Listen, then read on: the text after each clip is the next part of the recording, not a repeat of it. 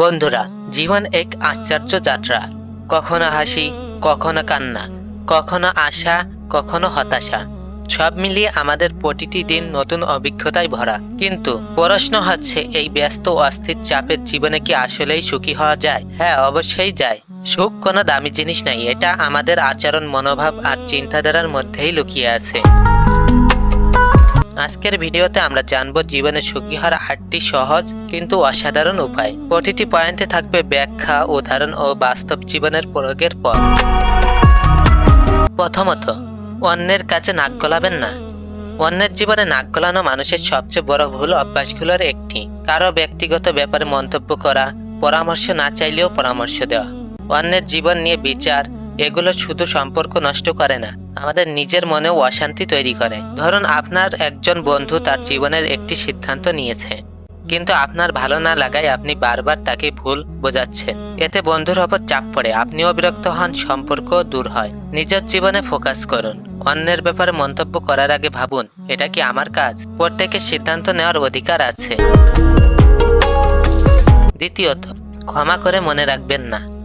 ক্ষমা করা মানে ভুলে যাওয়া নয়, কিন্তু ক্ষমা করে মন থেকে সেই রাগ, কষ্ট, হিংসা দূর করা, এটাই আসল ক্ষমা।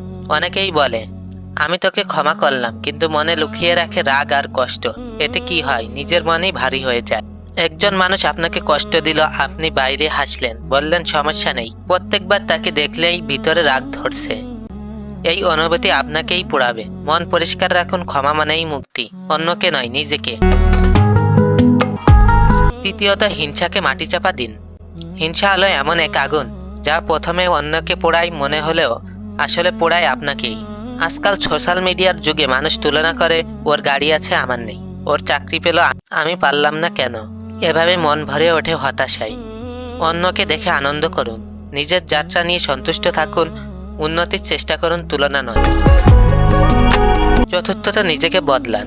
আমরা সবাই চাই পৃথিবী বদলে যাক, কিন্তু খুব কম মানুষই নিজেকে বদলায়। সুখী হতে চাইলে প্রথম পদক্ষেপ হলো নিজের ভেতরে পরিবর্তন আনা। রাগী মানুষ যদি প্রতিদিন একটু একটু করে ধৈর্য অনুশীলন করে, ধীরে ধীরে তার জীবন শান্তি বাড়ে। নিজের দুর্বলতা চিনুন, প্রতিদিন ছোট ছোট পরিবর্তন আনুন। পঞ্চমত, যা অর্জন করতে পারবেন না সহজভাবে মেনে নিন। জীবনে সব ইচ্ছা পূরণ হয় না, এটা সত্য। যা আপনার নিয়ন্ত্রণে নেই তা নিয়ে দুশ্চিন্তা করলে শুধু মন অস্থির হয়। আপনি চাকরির জন্য চেষ্টা করলেন, যোগ্যতাও ছিল, তবুও হলো না। এর মানে হলো না যে আপনি ব্যর্থ, হয়তো আরো ভালো কিছু সামনে আছে।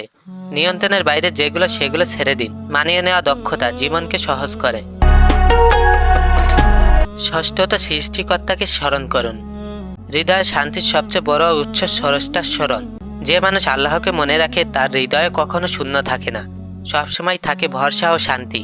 প্রতিদিন 5 মিনিট হলেও দোয়া ও জিকির করুন, কৃতজ্ঞতা প্রকাশ করুন, হৃদয় শান্ত হবে। সপ্তমত, মনকে শূন্য রাখবেন না। মন যত ফাঁকা থাকে তত দুশ্চিন্তা ঢোকে। বেসামাল চিন্তা, ভয়, দুঃখ, একাকিত্ব, সব মন খালি থাকলেও জায়গা পায়। পরিবার, বন্ধুদের সঙ্গে সময় কাটান। কোনো শখ গড়ে তুলুন, বই পড়া, হেঁটে যাওয়া, ইসলামী ভিডিও দেখা।